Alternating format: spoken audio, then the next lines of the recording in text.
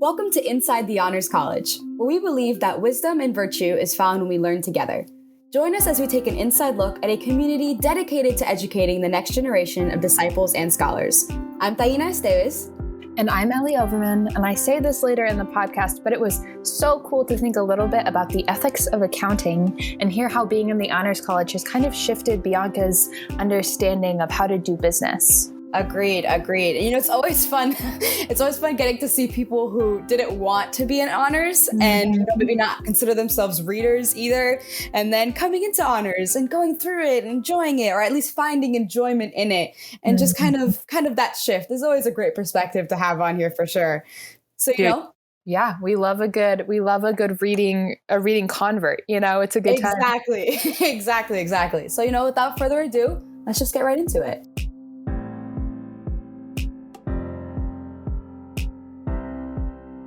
Hi, Bianca. Good afternoon. Hi, thank you for having me. Yeah, it's so nice to meet you virtually via Riverside Podcast. Yeah, online school definitely is different. Okay, so let's hop right into our icebreaker question. Who is a character from a movie or a TV show that you relate to, and why? Oh, man. I think that I most resonate with Jim from The Office. Absolutely love that guy. I feel like I resonate with like his wittiness and just being kind of annoyed but making the best of the situation with people around him, especially at work. So yeah, it's definitely Jim. And I also love John Krasinski. Wow, I love that. That's top tier answer. That's amazing. It's so great. Okay, so let's hop kind of right into your honors story. How did you hear about the Honors College and why did you decide to be a part of it? Yeah, so APU was always my first choice. I really wanted to go to a school that had this really strong Christian foundation upon it. And to be quite honest with you, I did not want to join honors at all. I was so intimidated with just kind of the curriculum from what I heard and what I read, because prior to college, I would never, ever consider myself a reader. So, you know, throughout high school, I never read a book if I didn't have to. And Spark Notes was honestly my best friend. So I was really hesitant and intimidated. But during the summer, Curtis, who's the assistant director, and Lexus Cox, who helps in admissions, kept calling me and saying, you know, I think you're the perfect fit for the Honors College, and, you know, really walking me through what it is. And I was like, ooh, okay, you know, let me dip my toes in the water, if you will, and let's try for the first semester. Let's just see, because I don't like reading. Writing's kind of my thing, but I'd rather not. And, you know, my first semester of the Honors College, I was so surprised in myself because I was always reading and I actually enjoyed it, which was the first. And I just fell in love with it because it really helped me grow and gain perspectives all around me. And it was just this really awesome experience. And I find it such a blessing in my life. Wow, that actually sets us up really well for our second question, which is like, how have you been challenged through your experience in the Honors College, and how have you kind of grown as a person through that experience? Yeah, so I mean, on the surface level, it definitely challenged my relationship with reading and books. But beyond that, like I said, I really grew through my perspectives. So, you know, I always thought that success is like where you end up. And if you end up in this really good, whatever your goal is, then you made it. But, you know, reading through the books, it's saying like, okay, well, you can get to your goal, but it doesn't mean you got there through good means, good intentions, stuff like that. So it really caused me to have this shift in how do I want to approach my goals, especially that really connects with me in college as I want to pursue my career. Like, you know, acknowledging the differences between what's right and what's conventional or what's easy. And it's like, do I want to live my life expediently, or do I want to live as an instrument of God's grace for the greater glory of God?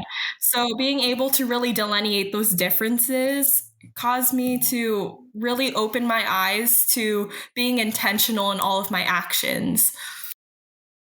Yeah, I love that. How can you tell me a little bit about how like honors has worked with your major and how those two, do they overlap at all or not so much? Yeah, so my majors are kind of crazy. So I am currently a double major for honors humanities and accounting, and I added 2 minors this past semester in in finance and business management. So it's definitely a lot on my plate. And at first I was like, okay, how is philosophy and religion and, things like this gonna go towards business? And I want to pursue estate law. So, how does this connect to law? But it really opened my eyes like, okay, well, as an accountant or as a business person, you can do your practice by cheating other people, or you can do it by pushing other people down and stuff like that. And, it really connects to me being morally and ethically correct, if you will, within my practice, that I will be, doing honest work and doing it to help other people, because ultimately we're here to serve other people just like Jesus did. So I want to use these morals and these ethics and these perspectives that I gained through the honors college to apply to my careers so that, I am serving other people in the best way that I can. Yeah, I love that. I haven't talked to anyone else who's doing accounting or anything with finance, so it's so cool to hear your perspective about kind of the ethics of running a business. That's super cool. Is there a book that shaped that ethical framework the most for you, or that was the most influential? It's very interesting because many people probably oppose this book, but I loved Machiavelli's The Prince. And essentially, it's a very conventional approach. When I first read that, I was like, yo, like this really works. Like I was reading through it and I was like, this is so good. And, school started, because that was our summer book. School started and everyone's like, this is so immoral and this is so bad. This guy is awful. And I was like, oh. But because of that really caused me to contrast what I want and what I don't want. Because it's not the most morally correct or, grounded with God, I'm able to see, okay, now this is also some type of approach that constitutes success, but is that really what I want? So then that opened my eyes towards when we started to read other books like Education of a Christian Prince, where it really, really highlights the importance of being moral and helping other people. Yeah, I love that. That's so good. I love that you kind of liked Machiavelli. You were like, this is good. This is solid. And then like colloquy kind of helped shift your perspective. I love that. I think that's so true with colloquies, is you come in and you bring all of your kind of understandings of the world, and then you kind of watch them shift as you have conversations with other people, I think. So for sure. It kind of acts as a balancing act almost, and like bringing, at least for me, of like bringing me more towards the median and like moderation, rather than having kind of extreme opinions occasionally. So not that Machiavelli is extreme. Not that. I think that's all well and good. Well, okay. If you were talking to a prospective student, now that you've kind of learned all of this, what is one piece of advice you would give them? Okay, one piece of advice, or just something I would say, I feel like, it's just that being part of the honors college is so beyond just being in a class. You find family and community and really, really strong friendships that aren't found in any other classroom or academic setting. And because of that, it's really, really fun. So I would say, it's easy to be intimidated with the reading load or the writing load and stuff like that.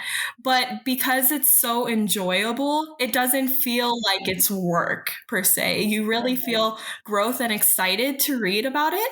So yeah, it's just this really, really amazing program. Yeah, I love that. That's such solid advice. Well, Bianca, thank you so much for taking the time to kind of share what you're learning and how honors has shaped you so far. I really appreciate it. Of course. Thank you for having me.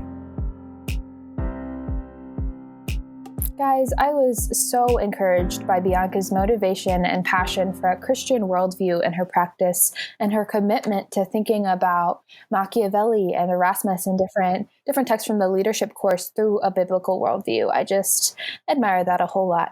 I'm totally with you there. And I think it's been so fun getting to look back on all of the other podcasts that we've done, just thinking about the conversations that we've had with all these people. And, maybe it's just where I'm currently at right now. But one of these ideas that I'm seeing in a lot of people, as well as in Bianca's story, was like this idea of success and failure and what that really looks like and what that, just means for us and where we're wanting to go. So I think particularly in her experience, this idea of success and how you're wanting to approach your goals to get there and what does that mean? I don't know. It was nice and just very reflective for me. So getting to hear from her was super insightful. So thank you, Bianca. And thank you for taking an inside look at a community dedicated to educating the next generation of disciples and scholars. See you next time on Inside the Honors College.